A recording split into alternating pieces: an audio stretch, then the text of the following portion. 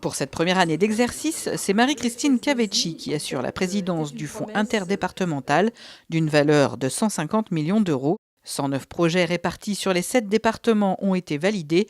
Éducation, environnement, mobilité, solidarité ou encore patrimoine, ces financements sont indispensables. Exemple en Val-de-Marne. Nous allons notamment, à travers le fonds, participer au financement aujourd'hui de la transformation du Musée national de la Résistance à Champigny, donc un projet pour lequel le département était très investi, mais là du coup ça ne sera plus un projet seulement porté par le département du Val-de-Marne, mais par les sept départements, donc ça a beaucoup de sens.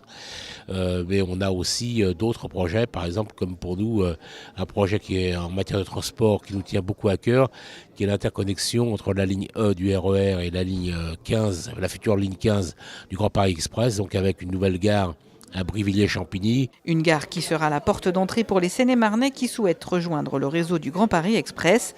Un projet d'intérêt commun entre des territoires différents, mais dont les problématiques de mobilité ou d'investissement sont liées. La Seine-et-Marne accueille 13 000 habitants nouveaux tous les ans, qui viennent essentiellement du centre de la région parisienne, ce qui nous génère beaucoup de besoins, en particulier des collèges, de la voirie.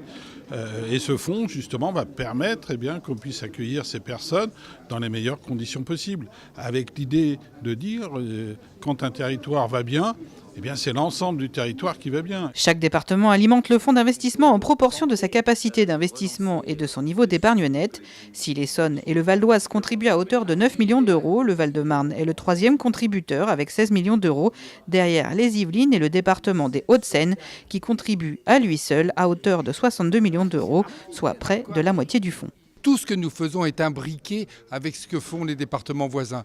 Les Hauts-de-Seine travaillent évidemment constamment avec le Val-de-Marne, pour prendre cet exemple. Et ce qui se passe dans le Val-de-Marne profite aux Hauts-de-Seine et réciproquement. Donc cet argent que nous investissons, en fait, on en bénéficie aussi indirectement. Donc c'est un très bon investissement. Fin de la conférence de presse, l'occasion de faire une photo souvenir des 7 présidents sur la pelouse du Stade de France. Les départements sont les premiers contributeurs de l'investissement public en Île-de-France, loin devant la région et la métropole du Grand Paris. Seul absent de ce FS2I, Paris, le 8e département d'Île-de-France.